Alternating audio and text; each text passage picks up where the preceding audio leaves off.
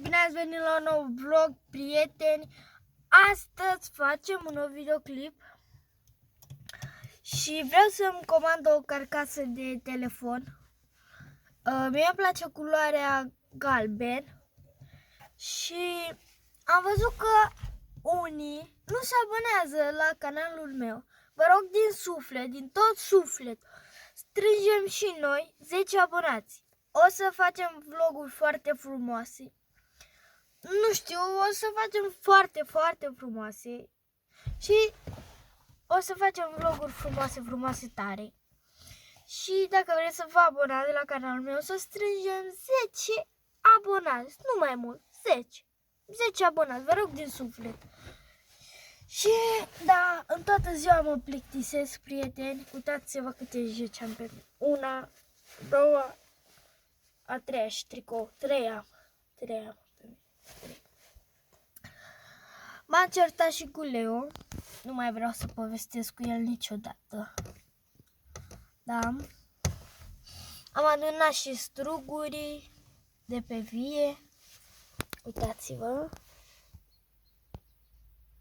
Vedeți? Asta este casa mea. Este foarte frumos. O să filmăm și, dacă vreți, o să filmăm și un vlog prin înăuntru să vedeți cum este. Mă doare mâna foarte tare când filmezi. Dar am trepietul în casă și eu nu l-am luat. Nu l-am luat la mine. Și da, dacă vreți să vă abonați, am făcut special pentru voi vlogul ăsta ca să vă abonați la canalul meu. Nu, dacă vă doriți, faceți. Dacă nu, punem pauză și revenim. Am revenit, prieteni.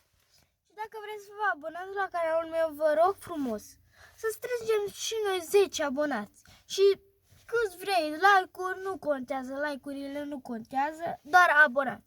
Vă rog frumos, din suflet, mai am un canal, Lucas, și canalul ăsta nu cred că îl mai găsiți.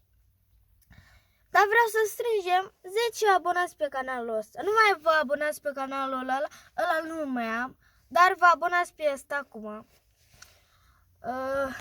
Da.